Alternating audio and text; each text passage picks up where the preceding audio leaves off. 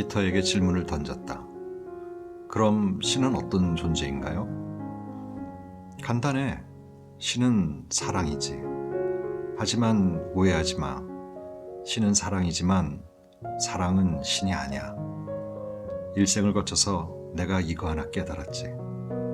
내가 젊을 때 저지른 수많은 실수는 그 착각에서 비롯됐거든. 책 읽는 다락방의 제이입니다. 산티아고 순례길 걸어보기가 많은 분들의 버킷리스트에 담겨 있는 것 같습니다. 그래서 오늘은 도서출판 푸른 향기에서 펴낸 남자 찾아 산티아고라는 책을 소개해드리겠습니다. 작가인 정효정 씨는 SBS에서 방송작가로 활동했습니다. 그 후 4년간 일본, 캐나다, 호주에서 살면서 다양한 체험을 했고 2014년에는 5달 동안 실크로드를 따라 경주에서 중국, 중앙아시아, 중동을 거쳐 로마에 닿은 후 여행 에세이 당신에게 실크로드를 집필하기도 했습니다. 오늘은 장효정 작가의 프롤로그와 책에서 발췌한 에피소드들을 소개해드리겠습니다.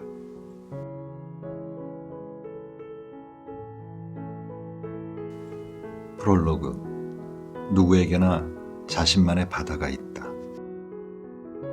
산티아고는 예수의 12제자 중 하나였던 야고보의 무덤이 있는 스페인 북서부의 도시다. 이 산티아고에 간다는 것은 산티아고로 가는 길을 뜻하는 까미노 데 산티아고를 걷는 것을 말한다.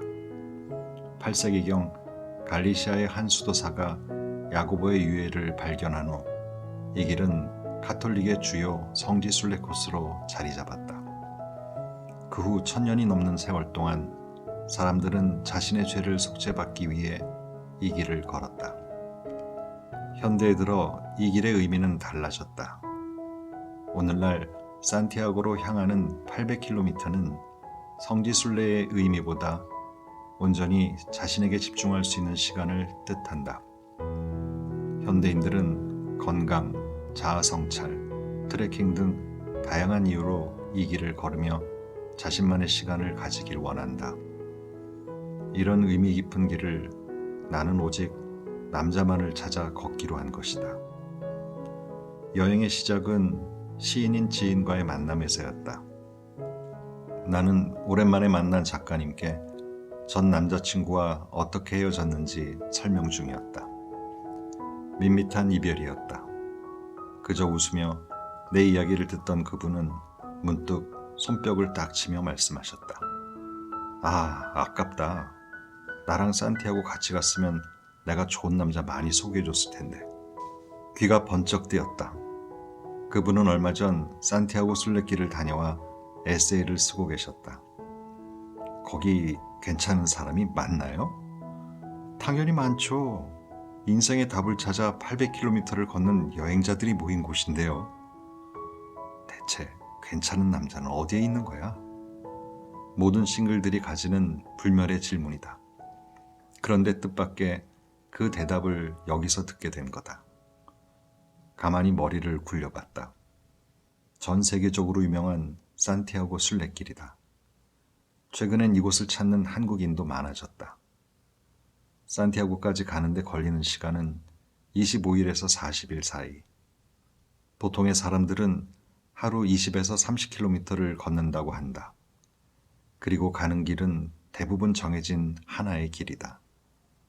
그러다 보니 비슷한 시기에 출발한 사람들은 자주 마주치게 되고 그렇게 인연이 맺어지는 경우도 심심찮게 있다고 한다.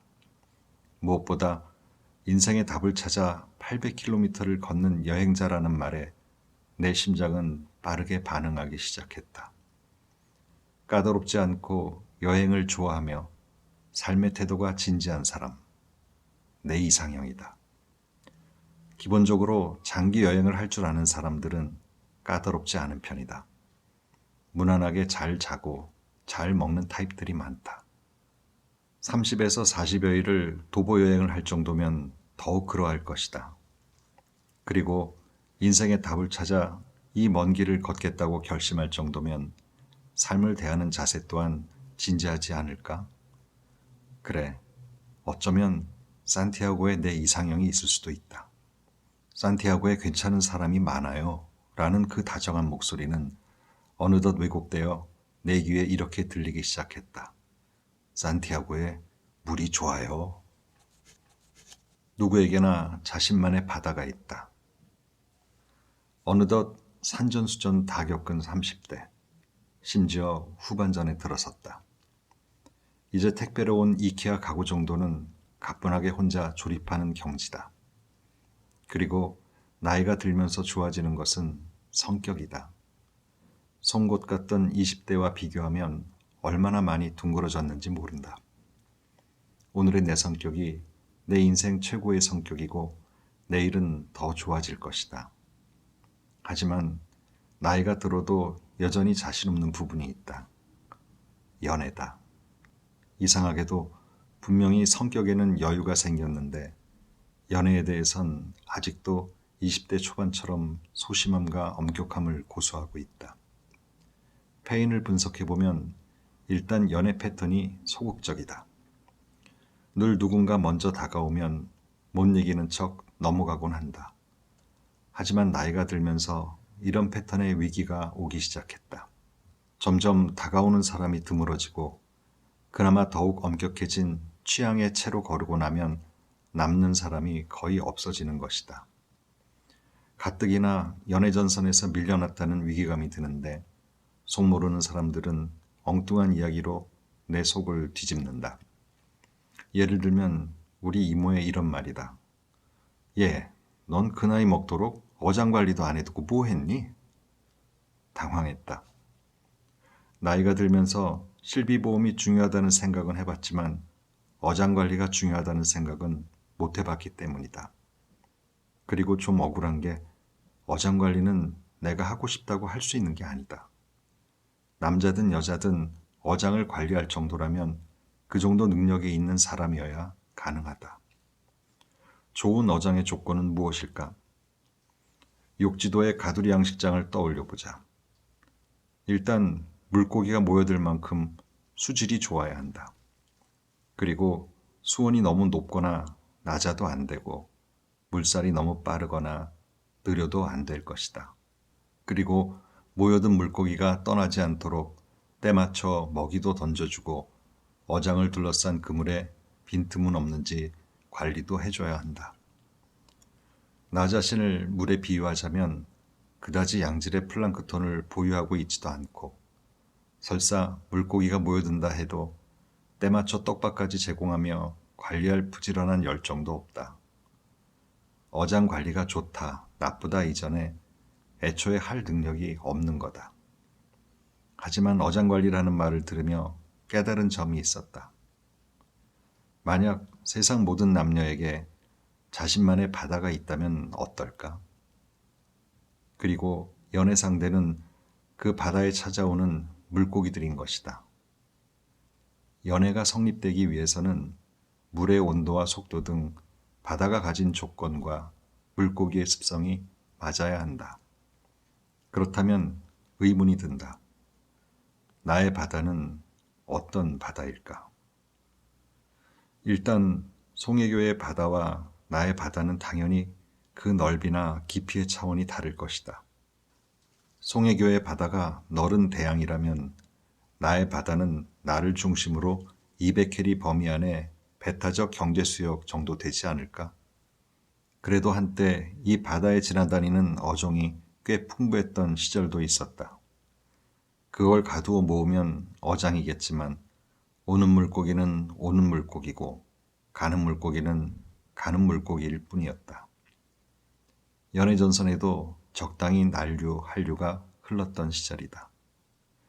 하지만 어느덧 바다에 찾아오는 물고기가 드물어지기 시작했다. 온도의 문제일 수도 있고 유속의 문제일 수도 있다. 이따금 등장하는 물고기도 내가 관심 있는 어종이 아니다. 심지어 여기에는 있을 수 없는 심해어가 나타나서 나를 놀라게 하기도 한다. 어쩌다 도착한 물고기들도 수온만 체크하고 서둘러 떠나곤 했다. 반대로 내가 물고기인 경우도 마찬가지였다. 점점 적극적으로 상대의 바다까지 헤엄쳐가서 탐험하고 싶은 마음이 사라져갔다. 수면에는 종종 기름띠처럼 부담스러워서, 지쳐서, 시간이 아까워서, 두려워서 등등의 변명이 떠올랐다. 나를 둘러싼 바다는 이렇게 고요해지고 있었다. 나의 바다는 고요했지만 세상은 여전히 시끄러웠다. 짝을 찾지 못한 사람들은 자신을 탓하기보다 이성을 탓하게 된다. 남자는 여자에게, 여자는 남자에게 서로 주제도 모르고 눈이 높다며 비난하는 식이다. 물론 이렇게 다투는 것도 다 서로에게 기대가 있을 때의 이야기다. 어느덧 말을 섞는 것조차 시간 낭비가 되는 순간이 온다. 사자가 토끼를 보듯 욕망에 가득 찬 시선이 아니라 기린이 얼룩말을 보듯 오리가 기러기를 보듯 상대방에 대해 무념한 시선을 지니게 되는 것이다. 반자발적 수도승의 상태에 들어선 상태라 볼 수 있다. 그렇게 세렝게티 초원에서 풀 뜯는 기린과 같이 무념하게 살던 어느 날 위기감이 들었다. 대체 수도승과 나의 차이는 무엇일까? 수도승은 죽으면 살이라도 나오겠지만 내가 이렇게 무미건조한 삶을 살면 무엇이 남는단 말인가? 변화가 절실하다고 생각했을 때 전혀 의외의 곳에서 계시가 내려왔다. 산티아고에 물이 좋아요. 그렇게 나는 산티아고에 가기로 결심했다. 누군가를 만나면 만나는 대로, 만나지 못하면 만나지 못하는 대로. 사랑을 찾아 떠나는 여정은 평온한 내 심장에 활기를 불어넣어 줄 것이다. 하지만 내가 미처 생각하지 못했던 문제가 있었다. 이 여정은 800km를 걷는 여행이다. 그리고 나는 평소에 1km가 넘으면 무조건 택시를 탄다. 계산기를 두드려 봐야지. 론세스바에스에서 주비리로 향하는 날 가늘게 비가 왔다. 카페 콘체레라고 불리는 우유를 넣은 커피를 하나 사서 등산용 컵에 놓고 빗속에서 마시면서 걸었다. 아직 새벽, 숲길을 통과해야 하는데 어두워서 혼자 가긴 좀 무섭다. 누가 오길 기다리는데 오리손 산장에서 만난 리타가 왔다. 60대인 그녀는 유방암 4기였다고 한다. 그래서 서둘러 이곳에 왔노라고 한다. 실제로 큰 병을 앓은 후 이 길을 선택한 사람들도 많았다. 미국에서 온 마크 역시 뇌졸중을 극복하고 이곳에 왔다. 나무가 빼곡한 숲속의 오솔길을 빠져나와 야트막한 평원을 지나는데 어디서 맑으면서도 묵직한 종소리가 울려 퍼진다. 고개를 돌려보니 소들이 옹기종기 모여 있다. 소의 목에는 묵직한 원앙이 걸려 있었다. 소들이 천천히 움직이다 보니 소리도 천천히 띄엄띄엄 나다가 말다가 했다. 수년 전 스리랑카의 한 명상원에서 했던 소리 명상이 떠올랐다. 그냥 앉아서 크리스탈 싱잉볼이 내는 소리와 진동을 느끼는 것만으로도 마음의 안정을 느낄 수 있었다. 잠시 서서 아침 공기와 원앙 소리를 들이마셨다. 옆에 있는 리타를 보니 지금을 너무나 즐기고 있는 것이 보였다. 그녀가 혼자 시간을 보낼 수 있도록 먼저 길을 떠났다. 이런 시간을 매일 가지는 것만으로도 병으로 지친 몸과 마음은 치유를 받을 수 있을 것이다. 중간에 지나는 휴게 음식점에서 바닥에 놓여있는 한 상자를 봤다. 남편을 찾고 있나요? 이곳에 속옷을 두고 가세요. 아내를 찾고 있나요? 놀라운 일이 벌어질 거예요. 라고 적혀 있고 실제로 여자 속옷들이 놓여 있었다. 돌 하루방 코를 만지면 아들을 낳는다거나 남근석에 다산을 기원하거나 이런 종류의 이야기가 떠올라 한참 웃었다. 산티아고로 향하는 순례길에서 이 무슨 원시신앙적 모습이란 말인가. 그것보다 대체 이 속옷이 미래의 남편에게 갈지 여자 속옷의 목마른 변태에게 갈지 어떻게 알고 속옷을 투척하는 건지 모르겠다. 주비리로 가는 길은 계속 내리막이다. 무릎의 통증을 느끼며 천천히 걷다가 아일랜드에서 온 주디와 캐나다에서 온 빌을 만났다. 아일랜드 특유의 밝은 피부색과 머리색을 가진 주디는 사람들에게 말을 거는 것을 좋아하고, 마르고 키가 큰 빌은 과묵하지만 자상한 느낌이었다. 둘은 8년간 친구로 알아왔지만 이번 여행에서 돌아가면 결혼을 할 거라고 했다. 이사도 해야 하고 준비할 것도 많지만 결혼을 결심하기 이전에 이 여행을 먼저 계획했기에 포기할 수 없었다고 한다. 주디는 변화를 앞두고 조금 들떠 있었다. 나는 독신주의였어.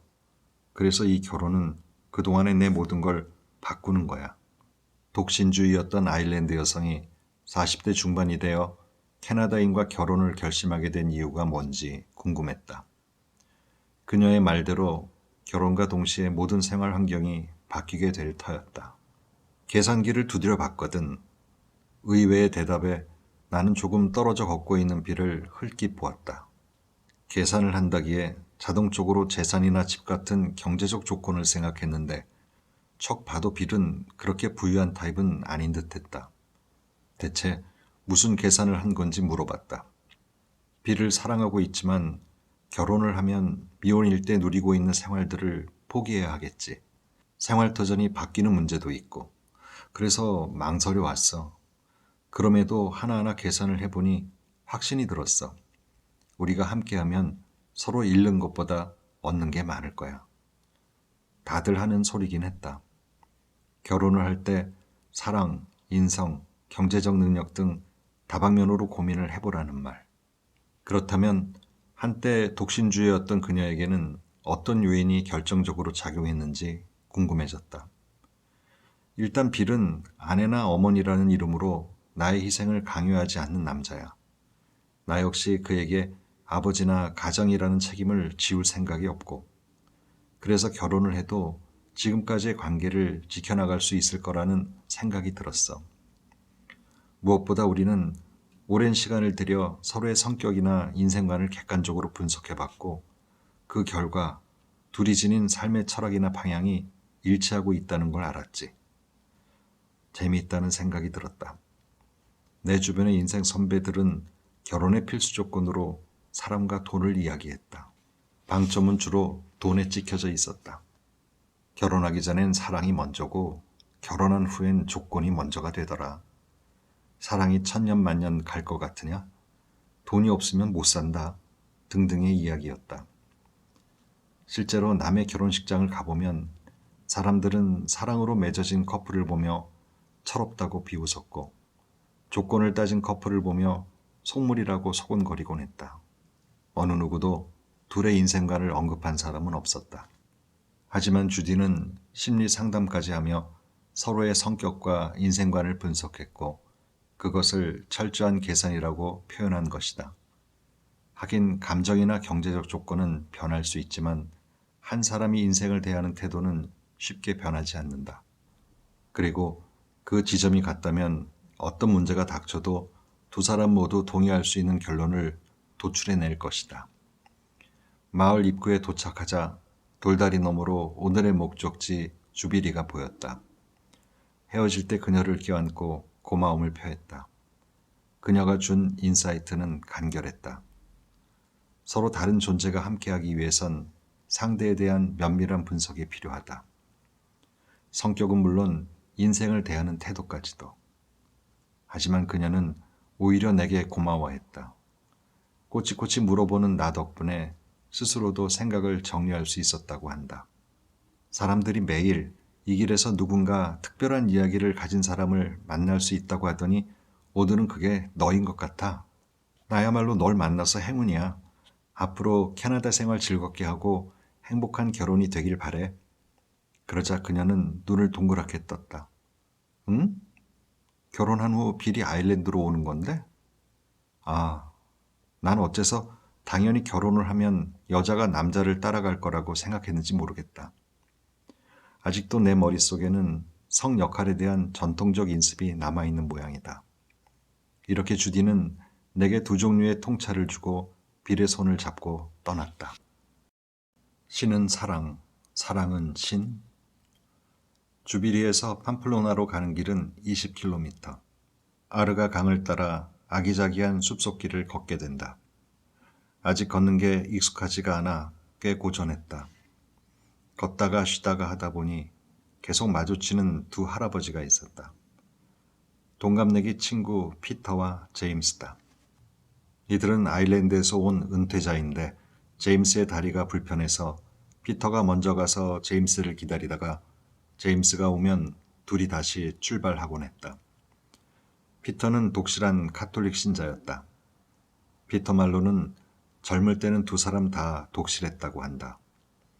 그는 이 길을 통해 제임스가 다시 신앙을 되찾길 바라고 있었다. 하지만 제임스에게 그 말을 전해주자 그는 그냥 웃었다.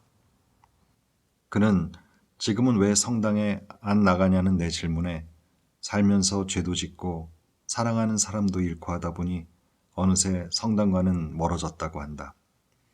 그렇다고 신을 안 믿는 건 아니야. 한때 원망하기도 했는데 지금은 그냥 신과 나는 친구 같은 사이지. 신과 친구 같다는 건 어떤 거죠? 뭐 지금이랑 비슷해. 내가 좀 천천히 가도 저 친구가 기다려주고 물론 잔소리를 좀 하긴 하지만 말이야. 그리고 또 나란히 걷기도 하고 그러다 보니 믿는 거지. 항상 함께라는 것을. 그 대답을 듣고 냉큼 다음 구간에서 제임스를 기다리고 있는 피터에게 전해줬다. 제임스는 굳이 성당에 안 가도 된다는데요? 신이랑은 피터처럼 친구 사이라는데요? 저 늙은이가 또 쓸데없는 소리를 하는구만. 신은 그런 존재가 아니야. 툴툴거리면서도 피터는 좀 기뻐 보였다. 먼저 출발하려다가 피터에게 질문을 던졌다. 그럼 신은 어떤 존재인가요? 간단해. 신은 사랑이지. 의외로 뻔한 대답에 김이 빠졌다. 그런데 그가 덧붙였다. 하지만 오해하지 마. 신은 사랑이지만 사랑은 신이 아니야. 일생을 거쳐서 내가 이거 하나 깨달았지. 내가 젊을 때 저지른 수많은 실수는 그 착각에서 비롯됐거든. 신처럼 숭배하던 사랑이 자신을 구원하지 못했다는 것을 깨닫는 순간 절망의 끝에서 우리는 어떤 선택을 할 수 있을까? 나는 뉴스에서 본 한 남자를 떠올렸다. 그는 여자친구를 죽이고 시신을 안매장했다. 그리고 그 여자를 사랑했다며 흐느꼈다. 하지만 그것은 사랑이 아니다. 그의 사랑은 본래의 의미를 잃고 잘못된 욕망을 정당화하기 위한 도구였을 뿐이었다. 자식 사랑이나 나라 사랑 등 사랑이란 단어가 붙은 채 행해지는 많은 행위들도 마찬가지다. 우리 삶에서 사랑은 자주 자신의 욕망을 감추기 위한 당위종으로 쓰이곤 했다. 하지만 피터의 말대로 신은 사랑이지만 모든 사랑이 신인 것은 아니다. 의외로 간단한 진리인데 그동안 그 단어의 위용에 가려 못 보고 지나쳤던 부분이기도 했다. 나는 인생을 걸쳐 깨달았다는 진리를 나누어준 피터를 향해 고개를 숙이고 길을 떠났다. 이 길에서 스쳐 지나가는 모든 말들은 내게 인생의 의미가 되어 새겨지고 있었다. 바람과 별이 만나는 언덕에서 순례 6일째 팜플로나에서 푸엔테라 레이나까지 22km를 걷는 날이다.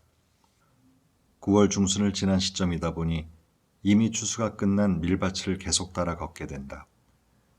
이날의 하이라이트는 해발 800m에 위치한 용서의 언덕이다. 오르막을 올라가다 보면 하얀 바람개비 같은 풍력 발전기들이 세워져 있고 그 정상에 오르면 순례자 행렬을 본떠 철로 만든 기념물이 있다. 이 기념물이 산티아고 순례길을 대표하는 이미지다. 철로 된 기념물에는 이런 글귀가 적혀 있었다. 스페인어로 바람의 길과 별의 길이 만나는 곳이란 뜻이다.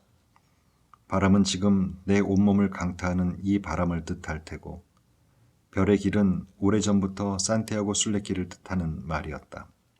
이에 순례자들은 은하수를 따라 동쪽에서 출발하여 서쪽의 산티아고 데 콤포스텔라에 도착했기 때문이다.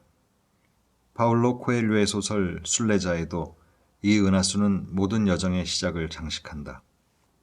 살아오는 동안 겪은 수많은 일들 중에서 난 산티아고 순례길에서 보낸 그 첫날 밤을 잊을 수가 없다.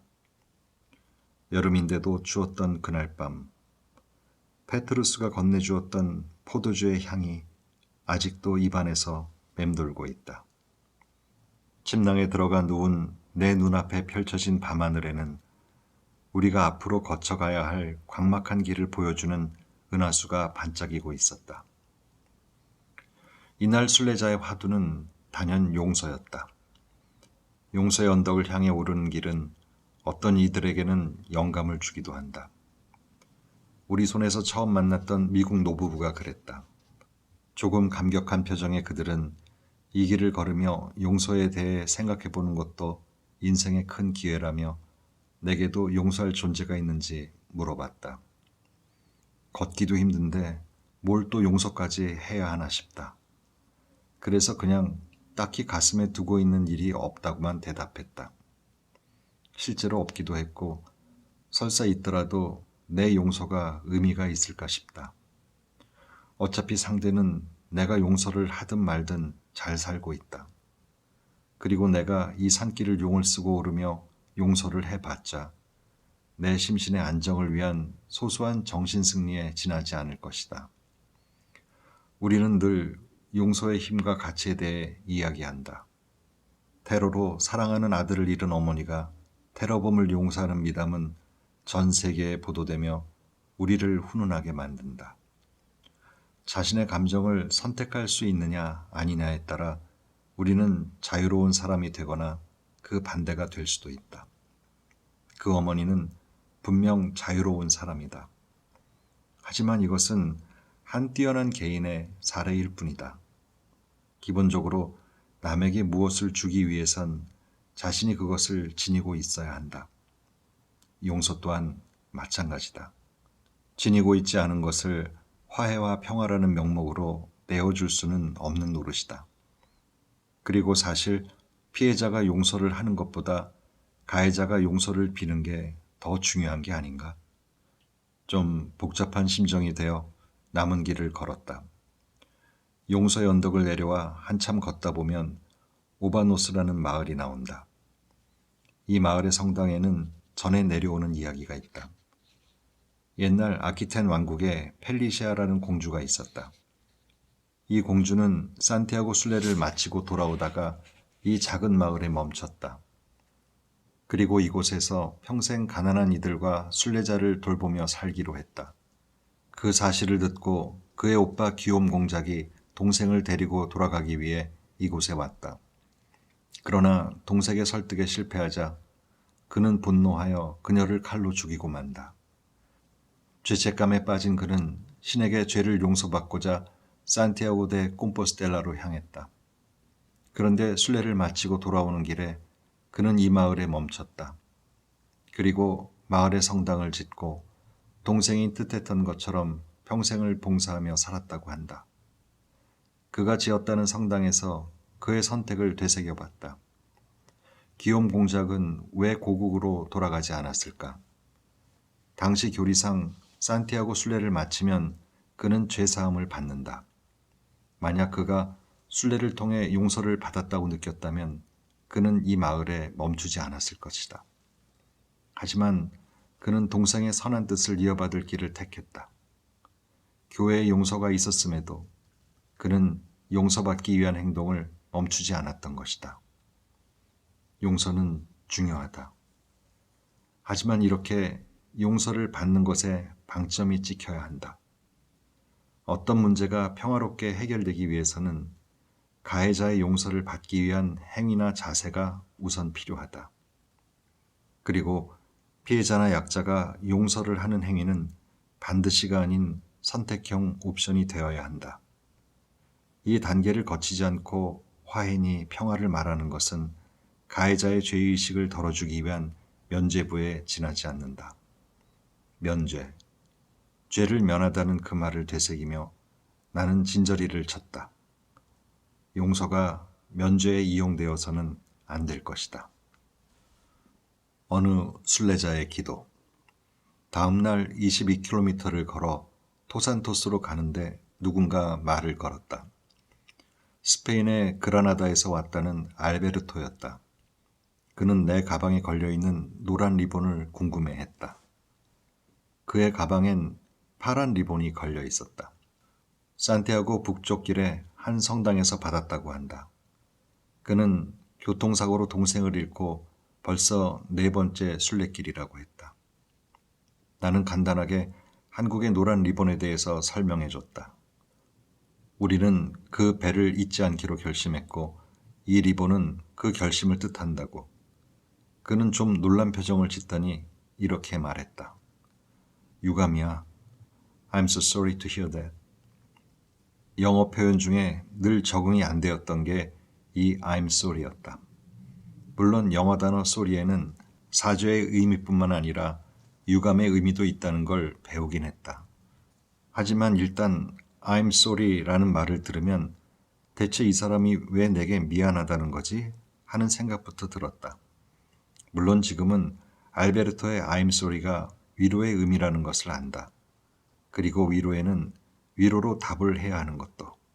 나도 네 동생의 일을 유감이라고 생각해.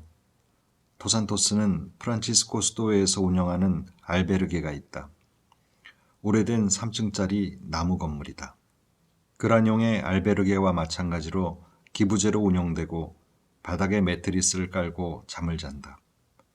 함께 준비한 저녁 식사는 샐러드와 렌틸콩으로 만든 습, 그리고 사과를 졸여 만든 디저트였다. 토산토스의 기도실은 오래된 나무 기둥과 석가래가 있는 아늑한 다락방이다. 길에서 꺾어온 갈대로 장식이 되어 있고 중앙의 작은 제단에는 나무 십자가와 성경이 놓여 있었다.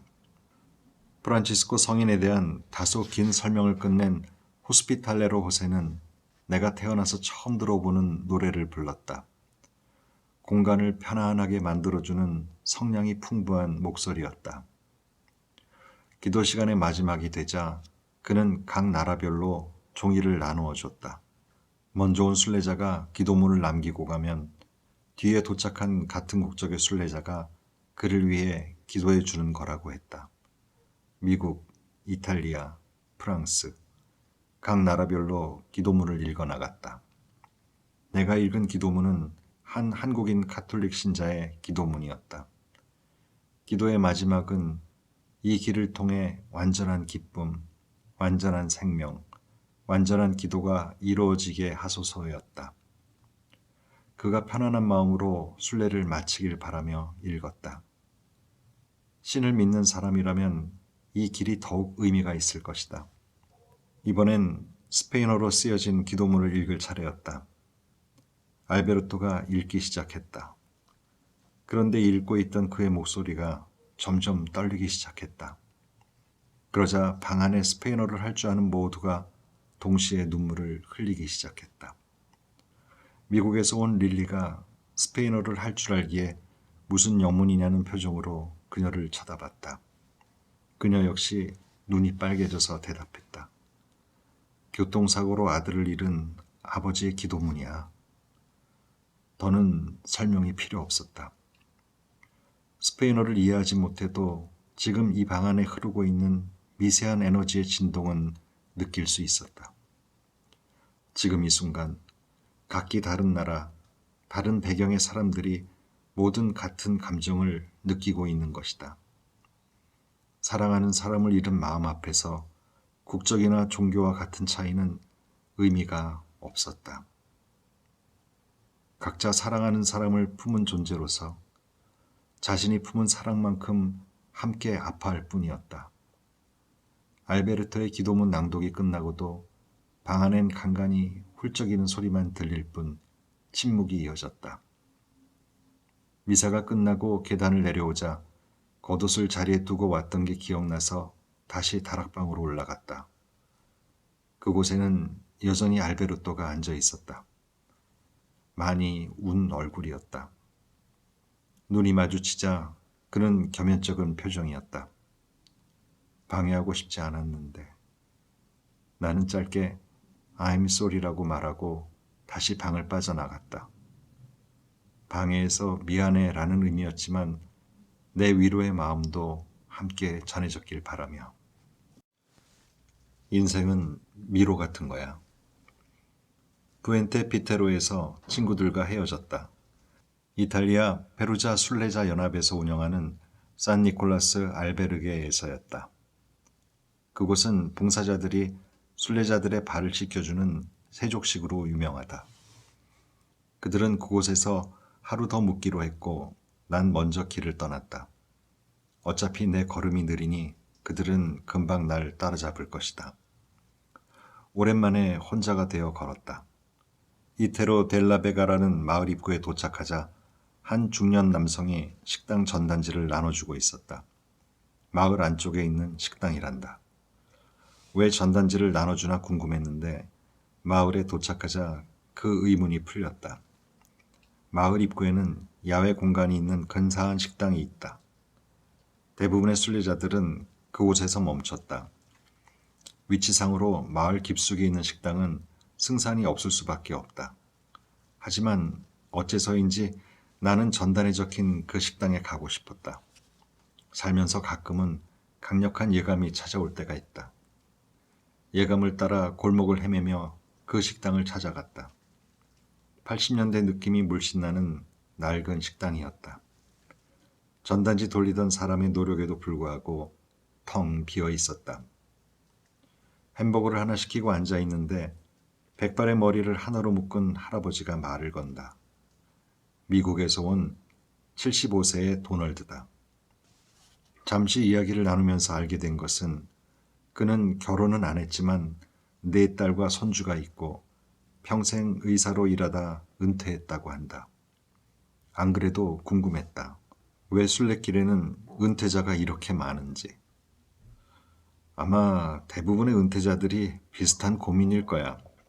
아이들은 장성해서 더 이상 날 필요로 하지 않고 이제는 무언가를 이루기 위한 삶이 아니라 온전히 존재하기 위한 삶인데 어떻게 살아야 할지 모르겠는 거지.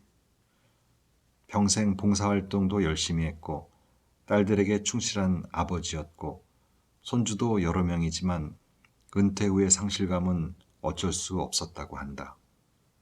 늘 의사로 불려왔던 그에게 은퇴는 정체성을 상실하는 것이었다. 스스로의 존재에 대해 좀 더 일찍 생각했어야 했어. 너는 나보다 훨씬 어리지. 그런데도 너는 벌써 이 길을 걸으며 네가 어떻게 존재해야 하는지 고민하고 있지. 나보다 훨씬 앞선 고민인 거야. 나는 거기에 부러움을 느껴. 아, 난 그렇게 거창한 걸 생각하고 길을 걸으러 온 게 아닌데 말이다. 결국 이실직고 했다. 난 그냥 남자나 찾으러 온 거라고. 도산토스에서 만난 아이린 이후 2번째 고백이다. 그리고 잠시 나를 둘러싼 상황에 대해 설명했다. 첫 데이트를 한 사람으로부터 결혼을 하면 어머니를 모시고 살고 싶다라는 소리를 듣고 3번째 데이트를 한 사람으로부터는 당신이랑 꼭 닮은 딸이 있으면 참 좋겠다는 소리를 들었다. 이들 중 어느 누구도 내가 결혼을 원하는지 아이를 원하는지 물어보지 않았다. 결혼이 아니면 어떤 남녀관계도 성립하지 않는 사회에서 난 그냥 연애나 하고 싶을 뿐이었다. 그는 흥미롭다는 표정이었다. 한 번도 결혼하고 싶었던 적은 없었어? 한 사람을 내 삶에 받아들이는 것에는 수많은 결정이 동반된다. 이 사람과 연애를 하면 이제 우리는 어떻게 되는 걸까? 지금은 과거가 되어버린 그의 청혼도 마찬가지였다. 이 사람과 결혼을 하면 내 인생은 어떻게 변하는 걸까?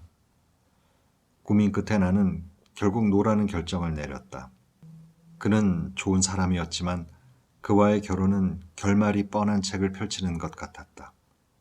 책장을 넘기기도 전에 이미 지루했다. 하지만 그런 큰 결정 후에는 스스로가 대견하기보다 불안에 휩싸이게 된다. 했어야 했나? 아니야, 안 하길 잘했어. 아니야, 했어야 했어. 하루에도 몇 번씩 스스로의 결정을 번복한다. 하긴 결혼을 했어도 마찬가지였을 것이다. 안 했어야 했나? 아니야, 하길 잘했어. 아니야, 안 했어야 했어. 이런 고민을 도널드에게 이야기하자 그는 간단하게 이야기했다. 안 하고 싶으면 안 하는 게 맞는 거야. 그리고 그때 내리지 않은 결정에 대해 후회하거나 걱정할 필요는 없어. 너는 하나의 결정이 네 인생을 송두리째 바꿀 거라고 생각하지만 지나고 보면 그 결정은 그렇게 중요하지 않거든. 그는 냅킨에 그림을 그리기 시작했다. 아래에 미로를, 그리고 그 위에 큰 새를 그렸다. 인생을 미로라고 생각해봐. 그리고 네가 새라고 생각해봐. 네가 고민한 내용은 위에서 바라봤을 때는 작은 헤매밀 뿐이야. 잊지 말아야 할 것은 네가 원래 어떤 사람이냐는 거야. 어차피 너라는 사람이 변하지 않는다면, 그러니까 지금의 너의 마음, 너의 정신, 너의 순수함을 그대로 간직하고 있다면 네가 어떤 선택을 하더라도 네가 향하는 길은 하나일 거야. 어째서 이 식당에 오고 싶었는지 이유를 알 것 같았다. 그는 내가 어떤 질문을 하든 척척 대답해 주었다. 거대한 지혜의 컴퓨터 같았다. 그와 이야기를 나누다 보니 2시간이 훌쩍 지났다. 그는 이 마을에서 물 거라고 했다. 나는 14km를 더 걸어서 프로미스타까지 갈 생각이었다. 걷다 보니 어느새 물길을 따라 걷고 있었다. 1753년에서 1859년 사이에 만들어진 카스티아 수로다. 그 시절 이 수로를 위에서 내려다볼 수 있었다면 총 길이 207km의 수로를 따라 끊임없이 곡물이 대서양으로 향하는 것을 볼 수 있었을 것이다. 만약 새가 되어 내려다본다면 지금 나는 미로의 어디쯤을 헤매고 있는 걸까? 눈앞의 벽은 높기만 한데 과연 내가 원하는 출구에 닿을 수 있을까? 이런저런 복잡한 생각이 들긴 했지만 걷기엔 완벽한 날씨였고 햇볕은 물에 닿아 반짝였다. 어제는 몰랐다. 오늘 내가 이렇게 멋진 풍경을 만나게 될지. 정말 어제는 몰랐다. 오늘 이렇게 멋진 만남을 가지게 될지. 사색을 하며 걷기엔 최고의 날이었다. 그녀는 결국 산티아고에 닿을 수 없었다. 우스피떨 데 오르비고에는 13세기에 만들어진 긴 다리가 있다. 1434년 레온 출신의 한 기사가 여인에게 사랑 고백을 했으나 별 성과가 없었다 한다. 그는 그녀를 여전히 사랑한다는 표시로 이 다리를 지나는 기사들에게 창시합 도전장을 내밀었다. 그는 300개의 창이 부러질 때까지 싸워 승리하고 용맹한 기사가 되어 시련의 트라우마를 극복할 수 있었다. 싸움에 진 기사들은 순례자들을 보호하는 임무를 맡았다고 한다. 이 다리를 끝으로 길은 2갈래로 나뉜다.